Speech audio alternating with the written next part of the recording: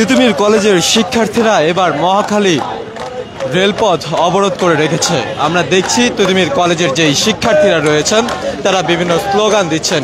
এর আগেও তিতুমির কলেজকে স্বতন্ত্র বিশ্ববিদ্যালয়ে রূপান্তরিত করার দাবিতে তিতুমির কলেজের শিক্ষার্থীরা বিভিন্ন দাবি জানিয়ে আসছিলেন এবং সড়কপথ অবরোধ করেছিলেন।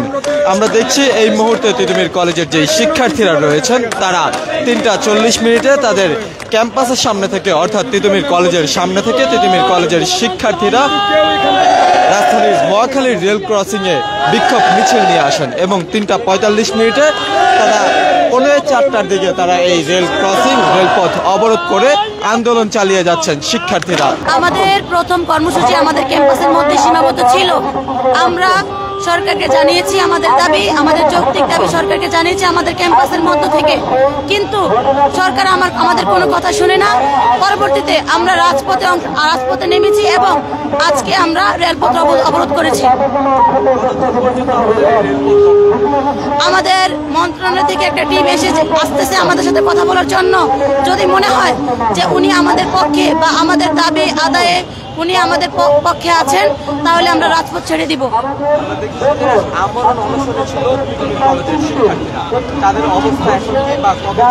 তাদের অবস্থা টোটাল 11 জন আমরণ অনশনে আছে।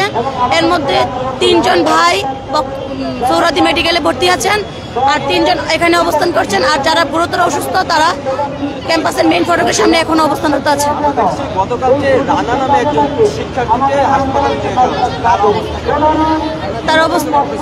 তার অবস্থায় আমরাও বলতে পারছি না, এখন কোনো আপডেট আমরা এখনো পাইনি। কথা বলা অফ হয়ে গেছে টোটালি, মানে উনি কথা বলতে পারতেছে না।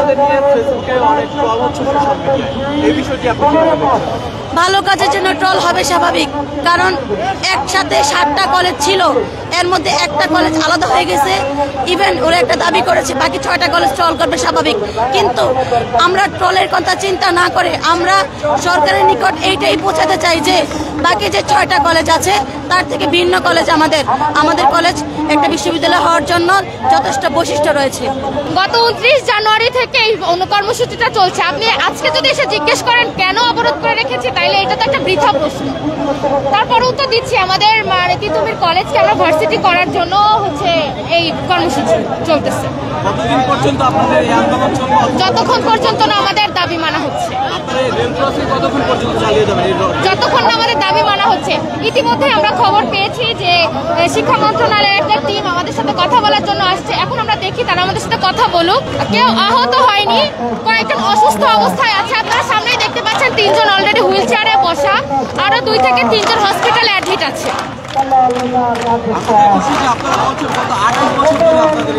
হ্যাঁ, 28 বছর ধরে আন্দোলন হচ্ছে। ক্রমে এই আন্দোলন যখন একটু জোরালো হয় কোনো না কোনো কারণে সেটা থেমে যায়, কিন্তু এইবার এই আন্দোলন আর থামার কোনো পর্যায়ে নাই। এটা এখন এমন পর্যায়ে চলে গেছে আমাদেরকে সামনেই যেতে হবে, পিছনের আর কোনো ওয়ে নাই আমাদের।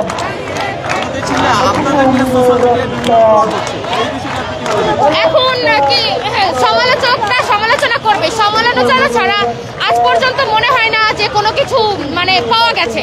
যত কিছু আজ পর্যন্ত হয়েছে তার পেছনে ভালো মন্দ সমালোচনা হয়েছে, সেটা ভালো হোক বা মন্দ হোক। এখন প্রশাসন বাধ্য হয়ে, প্রশাসন যদি আমরা প্রথমে শান্তিপূর্ণভাবেই অনেক কর্মসূচি করেছি, কিন্তু প্রশাসন আমাদের ডাকে সাড়া দেয়নি, আমরা বাধ্য হয়ে রাজপথে নেমেছি।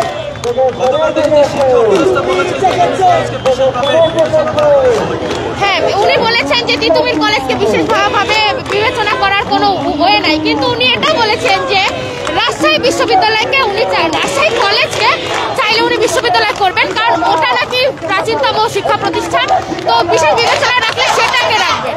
এখন কথা হচ্ছে ওনার আরো একটা বক্তব্য ছিল যে রাজশাহী কলেজকে বিশ্ববিদ্যালয় করবেন এই কারণে যে ওখানকার বিল্ডিং গুলো অনেক পুরনো, লাল লাল, এগুলো কার্জন হলের মতো দেখতে। এটা সম্পূর্ণ একটা অযৌক্তিক কথা ছিল।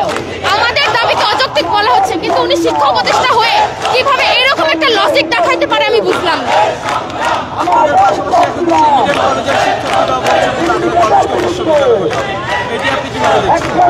এখন আমাদের 7 কলেজ মিলে সেন্ট্রাল হওয়ার কথা ছিল, কিন্তু আমরা দেখেছি যে 7 কলেজ যখন ঢাবির আন্ডারে ছিল না তখন 7 কলেজ প্রচন্ড পরিমাণে সাফার করেছে। ইভেন অধিভুক্তির পরে আমরা আরো বেশি সাফার করেছি। এখন আমরা আবারও সেই সেন্ট্রাল